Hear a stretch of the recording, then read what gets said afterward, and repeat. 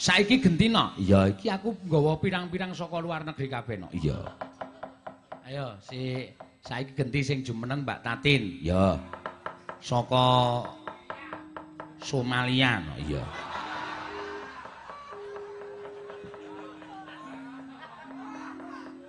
Nah, iki ya londo iki, londo edan.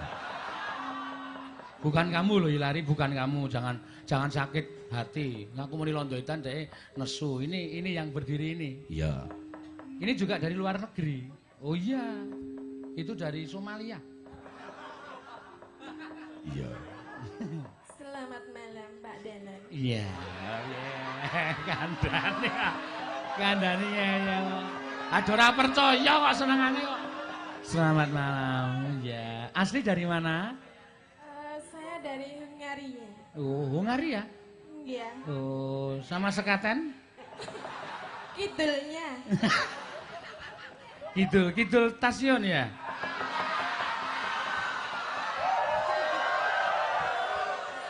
Kulina Sabo mesti. Has. Iya. Ya Tin genti kowe. Kowe rasa kaya londo aleman kowe. Mah bojomu mah lho. Iya. Benak malah bojomu wegah. Aku iki rasa kaya londo ketok raimu iki rai Kulon Progo. Nggih, ra iso dabusi. Wis ora bakal iso diapusi. Dadi wong Jawa iki ketok banget no. Iya. Ngger rai Jembar ngono kae mesti Kulon Progo. Oh. Ngono ya. Heeh. Nek ora ya didelok saka Cengel. Oh.